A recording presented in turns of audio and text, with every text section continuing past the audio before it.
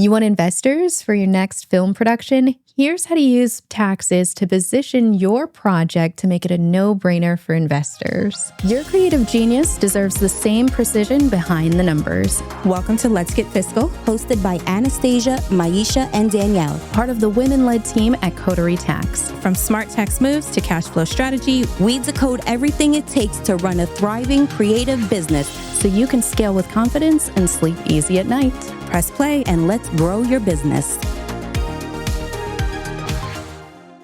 Hi, everybody. Welcome back. We're going to be talking about a lot of different state credits that we can use for our film productions. Yes. Okay. And a lot of it is, we've talked a lot about what you should do for your business to decrease your taxes for your business specifically and your taxes. But also, how do you take the tax law and have it apply to someone else's taxes? Because yours are already completely optimized. You know, you're at your max. But how can you then turn to the people around you and say, hey, I have this idea that will help you on your taxes. And the result benefits you as well. So you're creating a symbiotic relationship with these people. And a lot of these things everyone already knows about, but it's just making sure that you are identifying that and actually calling that out when you're looking for investors and talking about some of the different ways, because investors, they want to see, where am I getting a return? It's an investment. They're trying to make their money work for them. So if you're able to utilize tax law to do some of that lift, then it gives you a little bit more freedom to really focus on the goal and the heart of your production instead of, you know, the monetization part of it that sometimes isn't nearly as fun. Makes you more appealing to invest in as well. Right. And then also too, it will make a little bit more sense when you're having to travel out of state for some of these productions. And kind of why some of these states are becoming big hubs. You know, because I know being on location for 3 months can be a little bit draining, being away from your family and then only focused on that and having to find housing.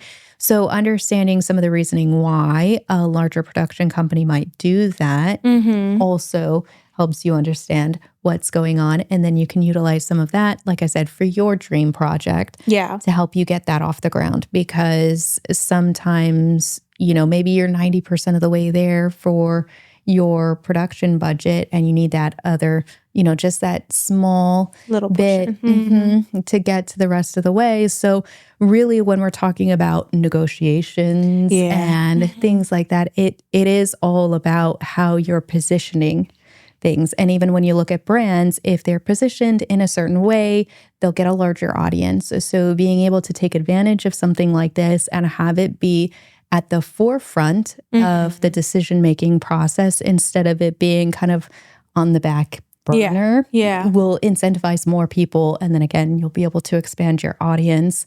And especially in film credits, it's a weird thing to say, but a lot of tax strategists, it's a big strategy that they use for some of these high income earners. And there's even brokers that are, you know, working for theater productions and film productions to try to match them up with investors that are specifically looking for some of these tax credits. So knowing that that market is even out there can be really, really, really helpful when you're trying to get that dream project off the ground. So really what ends up happening is you have a couple of different states that provide film credits. Obviously, the list is growing and it changes. We do some major ones, right?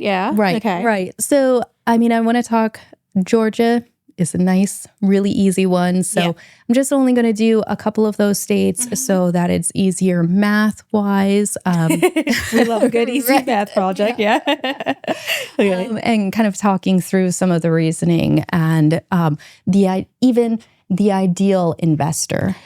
What is the market that you should be positioning this project to and who is going to really benefit from it so that you get a higher acceptance rate of your... Always a positive. Yep. So one of the things is in Georgia, they'll give you a 20% tax credit, but they'll give you an extra 10% if you advertise that you did it in Georgia and you put the peach logo in there and stuff. So I'm going to just use 30% because, I mean, a lot of times, you might as well use that. So Georgia will give you a tax credit, and I'm going to use Georgia specifically because the tax credit in California, it's not going to be considered income versus New Mexico will give you a 40% tax credit, but it is going to be considered income in California. So you have to take that into account, and then you have to wait until production is done. And there's a whole auditing process. And 18 months later, everybody gets their check. So it's to make them up. Right. It's a little bit more legwork than let's just put a peach in the credits. So that's why I really just wanted to focus on Georgia. But like I said, there's a lot of other states that are giving tax credits specifically for these film productions so that you're going on location because they're recognizing you have to bring a rather large crew there. They're going to stay there for a couple of months, all of that fun stuff. And then, some of the most beautiful places in their state are going to be advertised and things like that. So in Georgia, they'll give you the 30% tax credit. And so the tax credit, you're like, okay, well, the investor is in California and this tax credit is for Georgia taxes, but they don't have taxes in Georgia. Yeah. So the thing is, you can sell the tax credit to another business. So that's also a big thing is there's kind of like a little market for buying and selling tax credits. Okay. Yep. It's kind of like selling gift cards. You know how people will sell a $100 gift card because they're like, I am never going to go to Forever 21. That is way past me. So they'll sell a $100 gift card for maybe $80. And then it makes sense for you to pay because then you get kind of like that automatic extra 20% discount. So the same thing happens with businesses and tax credits. So interesting. Because again, if you can sell somebody a tax credit and they get a 10% discount, then they're getting 10% discount on their taxes. So you might as well do that, especially if you're in a high tax year. So that allows an investor in California to have a Georgia tax credit and then get cash. Yeah. And they get cash pretty quickly from that. And normally the tax credits in Georgia, I mean, they're going for like between 85 and 92 cents for every dollar. So again, I'm just going to say 90% of what making it an easy math problem. I'm just going to not.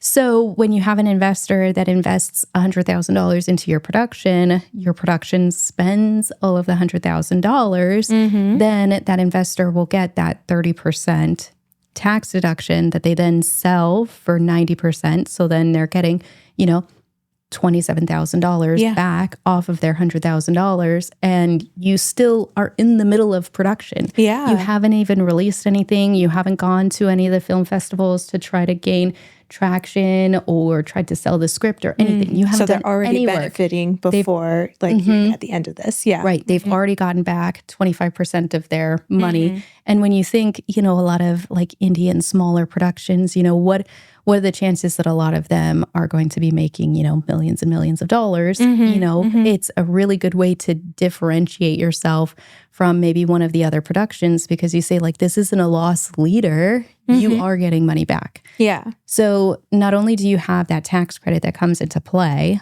but if you have an investor that has passive income, because they're not going to be actively participating in your film production. They're not going to be on set every day. They're not going to be making decisions for the direction of the production or anything like that. So it's all going to be considered passive income. If you have an investor that is investing in real estate, which is also a passive activity, maybe somebody who has an apartment building, or I've seen where you have a developer in LA. And so they can take down the current building that's on the lot, build a fourplex, and then now they have 4 properties. And then because those properties, they built them, then the purchase price is a little bit lower. So it's a faster track for them to get income off of this passive activity. So then they have all of this income. and they need something to offset it. So this film production, because they're not on set every day, it's going to be passive, just like their rental activity, and the two of them will wash out. So now they get a $100,000 tax deduction. And if they are in California, they're in the highest tax bracket. That's 35% on the federal level, 9% on the California level. So roughly 45%. And that's $45,000 that they're getting back on their taxes, plus the original $27,000. Yeah. So now we're already close to $75,000 in the first year that they are getting back from their original investment. And you haven't even gone into editing. You haven't finished anything yet. Right. Yeah. You have This would be a great way to like started. sell it of like, hey, I know what's going on. Like, I know how to use this tax strategy to like benefit you if you invest now into this. Yeah. Right. Yeah. And then when you think about, okay, the investor wants a return on this project, now you only have to return $25,000 instead of $100,000. So like I said, that means that you have a little bit more freedom to make decisions that are really core to your belief system versus if you had to make decisions based on monetization. Yeah, like how to get the most amount of money out back. Yeah, I got you. Yeah. So finding an investor that has a large stream of that passive income that needs to offset it, that's going to be a really great like fit for your production. Yeah, potential investor that you would be looking for. So somebody who is that high income earner, they're investing in real estate, you know, they're going to be perfect for this strategy. And then even on a lower level, you know, if you have a friend and they decide to give you $10,000, they won't be able to take that $10,000 deduction in that first year. But when the production sells, or if, you know, you've decided to completely abandon the project after a number of years, they'll be able to get the deduction then. Oh, that's nice. Okay. So there's no real lose situation for them for that. Right. It's just a matter of timing. Do they get that full deduction from their investment today? Or do they have to wait a little bit later? But again, that's another kind of like stopgap where you're saying, okay, if this really isn't a blockbuster and crazy successful, and maybe they only make back 25% of their original investment, $10,000, that's $2,500. Again, they get the 30% tax credit, so that's $2,700. And then when you've abandoned it, they get the other 25%. So now you've basically just about given them the original investment back. And one of the really big reasons why I like to bring this up now is because of the administration changes. There are a lot of productions that have certain messaging that are no longer eligible for grants.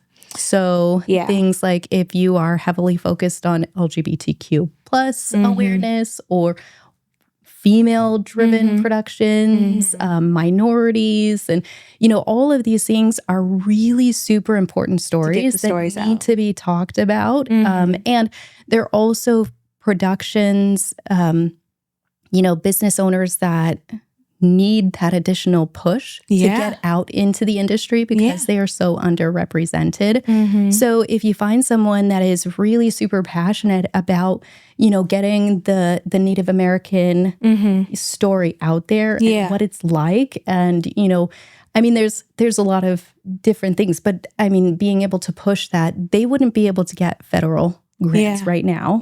And then because federal grants are so decreased, getting even a regular grant is going to be so super competitive. So if you find an investor that has a bit of money, that has the passive income, that also aligns with your beliefs, instead of them taking $100,000 and funding maybe, you know, a charity that's built to further this same message. They can fund your production that has the exact same goals and the same messaging.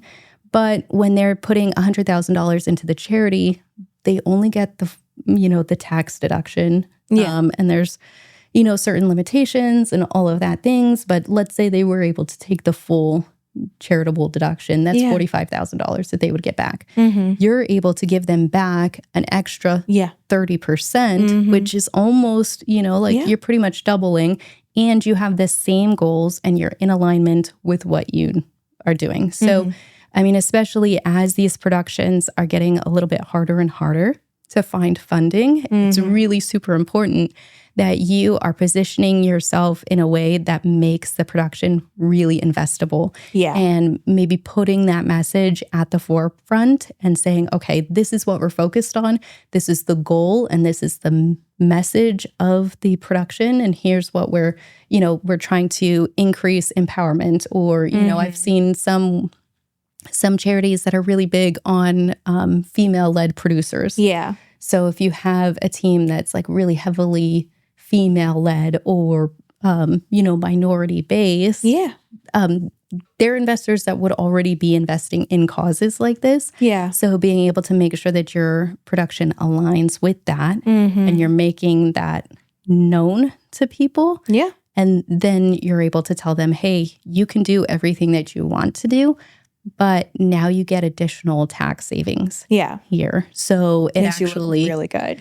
Right. Because you think, okay, $100,000, if they get that extra 30%, now they're able to basically double what they were able to do previously. And continue furthering these missions that they believe in and everything. That is amazing. It just seems to be like making sure that you know it in advance when you're putting it out there. So like when you're pitching, like, all the benefits so that you can then make them know that, these things are like possible and whatnot. Right. Because a lot of it, like I said, it's all about negotiation. So if you are able to make it very clear that you are in alignment with everything that they are trying to do, that they would like their money to be doing, whether that's earning more money, or supporting something they believe in, then that will be really super important. And it's a really great way for your production and your passion project to really get off the ground and get the funding that you want. Because again, a lot of the grants and things, it's going to be really difficult. So, and like I said, a lot of the cities and states, they're already starting to feel the crunch. And you don't have to do any of the grant writing. Hey, that's something. Yeah.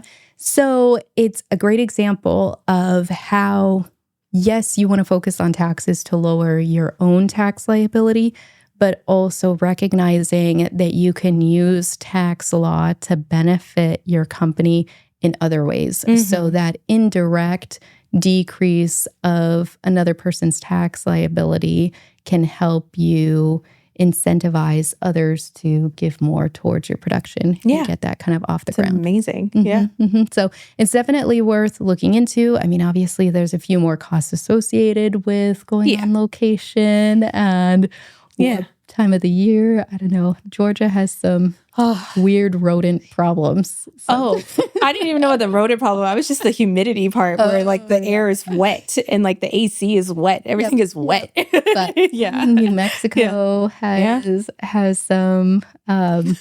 What's going on in New Mexico? No, but you're talking about the credits. I was like, what did they got rodents too? Like, okay. So, but it's definitely one of those things that you want to layer into your plan of how you are going to monetize your production and why investors should be investing in you versus another production, because another production could be in the same area, but if they are not positioning themselves in the right way to make sure that this is known to their investors, some of them, like I said, will already know that, but some of them may not. And then that gives you the leg up of like, hey, I know how this can benefit you if you invest in me. Yeah. And I mean, if you have somebody that, says like, you'll get your 75% return in the first year versus someone else who just says like, oh, we have this great monetization pathway. So after development and, production. 2-3 years. Down the line. It makes a difference. Of course. Not calling that out that there's this additional benefit. So that's amazing. People should definitely use that. So I'm really big on just making sure that I don't know. To me, it's really important that a lot of these stories, especially today, are out there. For sure. Because there's a lot of really incredible things that have come from people describing what their life is like and addressing some of these major but controversial topics. And it has really changed the way that we view certain aspects. So making sure that we're continuing that and we don't have this like culture void. Continue to support. So utilizing the tax law and tax credits in certain states is really going to be helpful in making sure that we don't lose out on so many voices. Oh, so nice. So that is another way that we can utilize tax law to be able to further your goals and your dreams. And so if you have any questions, feel free to put a comment below or send us a message and come and chat with us. Bye, guys. That's a wrap on Let's Get Fiscal. Ready to stop guessing and start saving? Click the link in the show notes. Grab your consult and let's make your business work for you, Not the other way around. You've got this.